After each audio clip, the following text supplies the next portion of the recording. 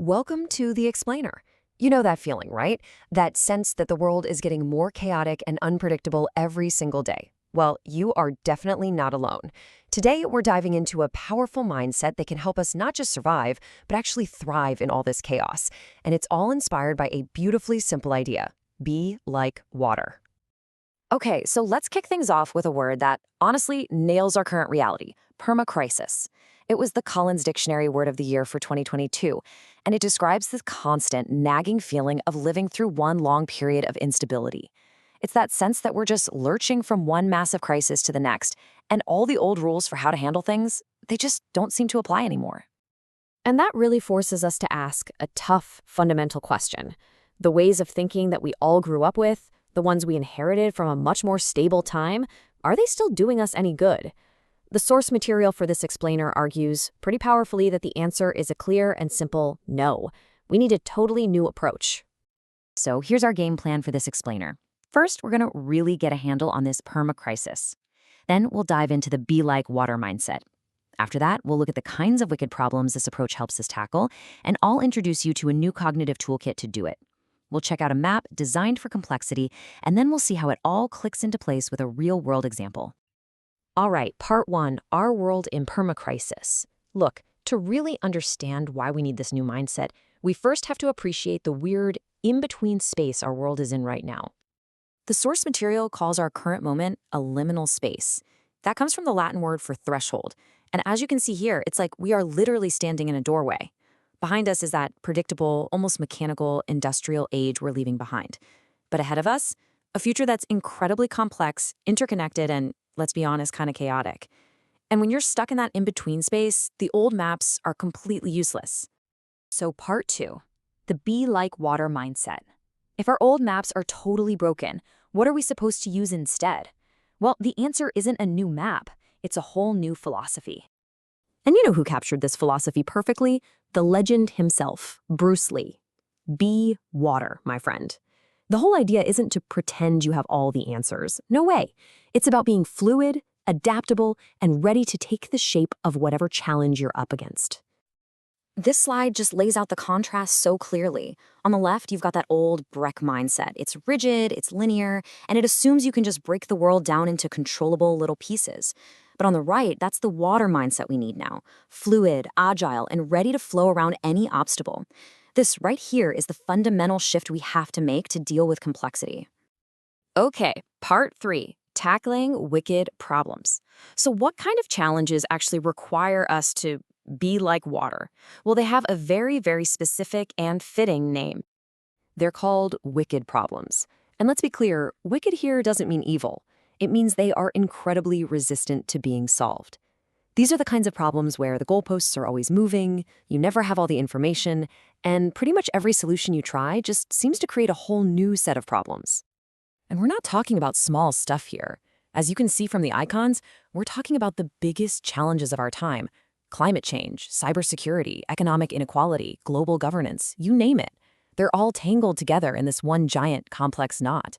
You can't just pull on one thread without moving all the others. Now, to even begin to untangle that knot, we can't just change our attitude. We need a whole new toolkit for our minds. The first tool in the kit is complexity science. This is basically the study of how emergent behavior just pops up from the interaction of many small parts. Think about how a flock of birds moves as one single entity, or how a traffic jam just forms out of a bunch of individual cars. It teaches us that you absolutely cannot understand the whole system by just looking at its individual pieces. Our second tool is sensemaking. This is really the most fundamental thing we do. It's the process of just trying to figure out what is going on in a really confusing situation so that you can actually do something effective about it. As the thinker David Snowden puts it, it's simply how we make sense of the world so we can act in it. And finally, we have systems thinking. This is all about seeing the whole forest, not just the individual trees.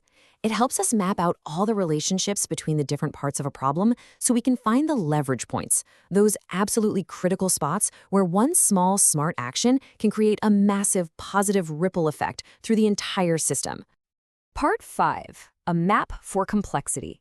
So the big question is, how do we bring these three powerful skills together in a way that's actually practical? Let's look at a framework designed to do exactly that.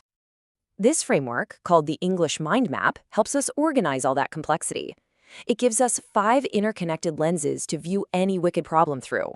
You've got geopolitical, which is all about power and governments; geoeconomic, focusing on global money and resources; geotechnological, for all the emerging tech; geophysical, for our planet's physical systems; and finally, geopsychosocial, for human behavior and culture.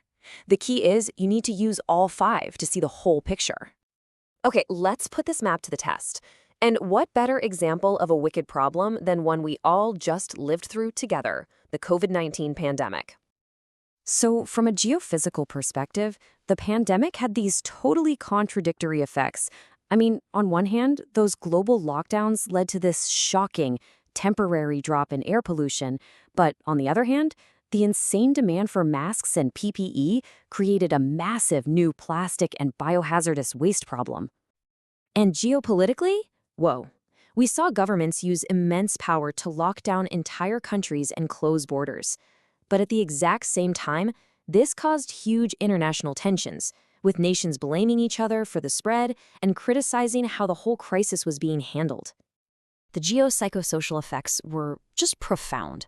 I mean, we all felt this. The social isolation led to this wave of anxiety and mental health issues. And at the same time, a tidal wave of misinformation and anti-intellectualism created these deep social divides that actively got in the way of public health responses, like vaccination. Technologically, the pandemic was like a giant fast-forward button. It forced this rapid global shift to working from home and using telemedicine. But that very same technology, especially social media, also became a super spreader for disinformation and conspiracy theories, which just made everything worse. And of course, the geoeconomic shock waves were staggering. Global supply chains just seized up. Businesses everywhere were forced to close, leading to devastating job losses. And governments all over the world had to pump unbelievable amounts of money into their economies just to keep things from completely falling apart. Look, the world is not getting any simpler, but by embracing this fluid, water-like mindset, and by using tools like this 5-domain map, we can start to see the hidden connections inside these wicked problems. We can begin to navigate the permacrisis, not with fear, but with a new sense of clarity, and hopefully find those key leverage points where we can make a real positive change. So I'll leave you with this question.